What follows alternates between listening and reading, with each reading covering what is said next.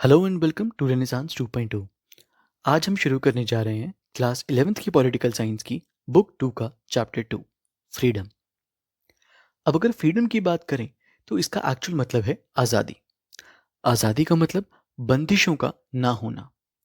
तो एक इंसान को फ्री कब बोलेंगे? जब वो बिना किसी दबाव के अपने डिसीजंस खुद ले पाएगा। इसे एक एग्जाम्पल से समझते हैं। जब ब्रिटिशर्स इंडिया पे राज करते थे तो सारे स्वतंत्रता सेनानी क्या बोलते थे कि हमें फ्रीडम दो, हमें आज़ाद करो। इस आज़ादी से उनका मतलब ये था कि वो अपने डिसीजंस खुद ले पाएं और अपने हिसाब से अपने देश को चला पाएं। राइट।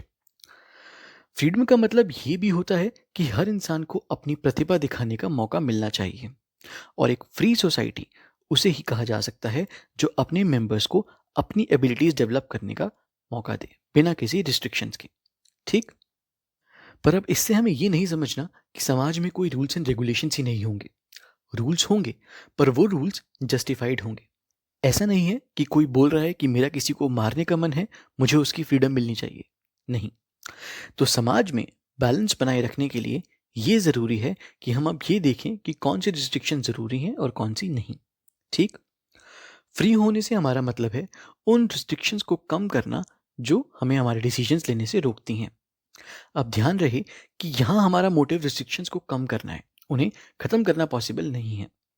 और सोसाइटी का काम है अपने मेंबर्स को अपनी पसंद के हिसाब से अपने डिसीजंस लेने देना, फिर चाहे वो स्पोर्ट्स में हो, साइंस में, आर्ट्स में या म्यूजिक में। अब हमने ये बात कर ली कि कुछ कंस्ट्रेंट्स होने चाहिए और वो जस्टिफाइड कंस्ट्रेंट्स होने चाहिए। पर अगला सवाल आता है कि ये कंस्ट्रेंट्स लगाएगा कौन? अब ये कंस्ट्रेंट्स दो तरह से लगाए जा सकते हैं। पहला फोर्सफुली और दूसरा गवर्नमेंट के थ्रू। अब अगर गवर्नमेंट डेमोक्रेटिक है तो लोगों का भी कंट्रोल रहता है सरकार पे, और इसीलिए सरकार कोई गलत रिस्ट्रिक्शंस नहीं लगा सकती।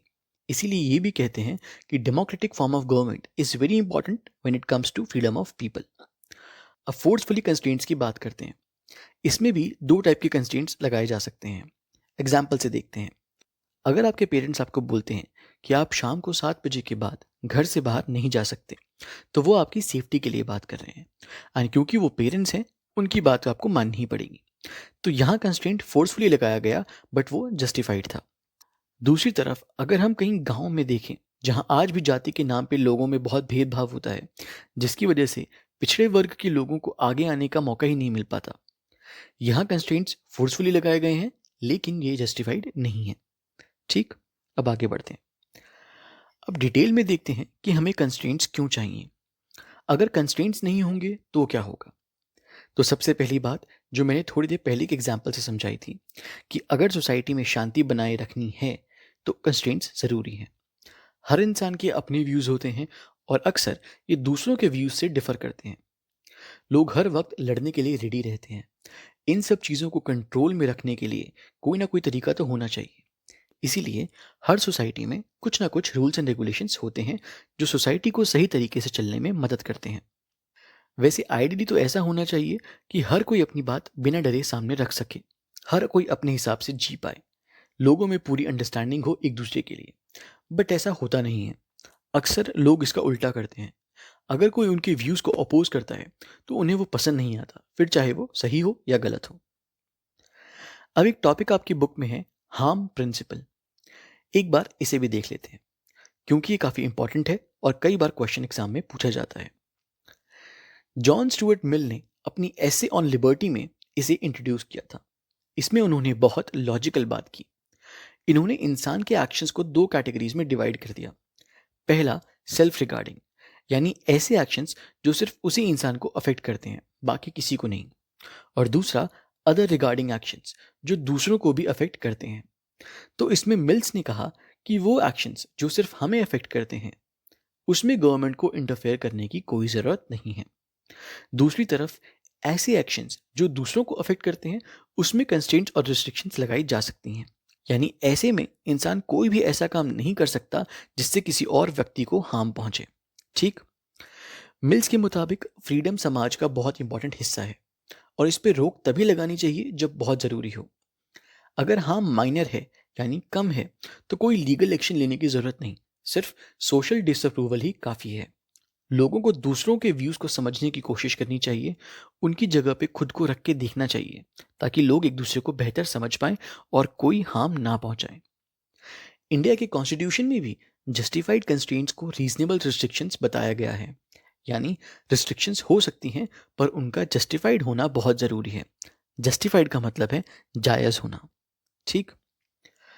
अब अगला टॉपिक है नेगेटिव लिबर्टी। नेगेटिव लिबर्टी को फ्रीडम फ्रॉम भी कहते हैं, क्योंकि यहाँ आप किसी एक्सटर्नल फैक्टर से बचने की कोशिश करते हैं। यहाँ आप नहीं चाह रहे कि कोई भी आपके काम में इंटरफेयर करे या दखल अंदाजी करे। जैसे फॉर एग्जाम्पल, अगर आपको भूख लगी है पर रेस्टोरेंट का ओनर आपको अंदर नहीं आने दे रहा, तो ये एक्सटर्नल रिस्ट्रिक्शन हुई, यानी बाहर की तरफ से रिस्ट्रिक्शन हुई। अब आते हैं पॉजिटिव लिबर्टी पे। इसे फ्रीडम 2 से बताया जाता है। नेगेटिव लिबर्टी में हम एक्सटर्नल रिस्ट्रिक्शंस को मना करने की बात कर रहे थे। यहाँ हम खुद फ्रीडम से अपने काम करने की बात कर रहे हैं। जैसे freedom to learn a new language, या अगर इसे रेस्टोरेंट वाले एग्जाम्पल से समझें, तो सपोज आपको भूख लगी है एंड आप रेस्टोरेंट में भी जा सकते हो, पर आपके पास पैसे नहीं हैं, तो यहाँ आप अपनी वजह से रिस्ट्रिक्टेड हो। कोई एक्सटर्नल रिस्ट्रिक्शन नहीं है आपको, बट आप अपनी वजह से ही रिस्ट्रिक्टेड हो। आपको फ्रीडम है पैसे कमाने की, पैसे कमाओ और खाओ। ठीक। यहाँ बात आपकी खुद की डेवलपमेंट की होती है। जितनी आप अपनी डेवलपमेंट करोगे, उतनी रिस्ट्रिक्शंस कम होंगी। नेक्स्ट टॉपिक है फ्रीडम ऑफ एक्सप्रेशन। इंडिया के अंदर फ्रीडम ऑफ एक्सप्रेशन एक फंडामेंटल राइट है, और इसे बचाने के लिए लोगों को थोड़ा पेशेंट बनना पड़ेगा। सबसे पहले तो ये जानते हैं कि फ्रीडम ऑफ एक्सप्रेशन है क्या। तो अपनी बात बिना डरे खुल के कहने का हक है फ्रीडम ऑफ एक्सप्रेशन। ये आप किसी भी तरीके से कर सकते हो, बोल के, लिख के, कैसे भी। लेकिन बाकियों की तरह ये भी पूरा अनरिस्ट्रिक्टेड नहीं है। इसके ऊपर भी कुछ जस्टिफाइड रिस्ट्रिक्शंस हैं। जैसे अपने फ्रीडम ऑफ एक्सप्रेशन के चलते किसी को नीचा दिखाना या किसी के बारे में गलत बोलना, ये सही नहीं है। आप ऐसा नहीं कर सकते। आप ऐसी कोई बात नहीं बोल सकते जिससे लोगों के बीच वायलेंस पैदा हो। तो अभी इतने सारे मैंने ये रीजनेबल रिस्ट्रिक्शंस के एग्जाम्पल दिए, तो इन्हें मानने में ही हमारी भलाई होती है। ठीक। तो ये है हमारे इस चैप्टर के कुछ इंपॉर्टेंट क्वेश्चंस। इन्हें लिखें, और अगर किसी क्वेश्चन या टॉपिक में डाउट आए तो आप मुझे कमेंट सेक्शन में पूछ सकते हैं। अगर आपको ये वीडियो अच्छी लगी तो hit that like button and subscribe to our channel. Keep learning and thanks for watching.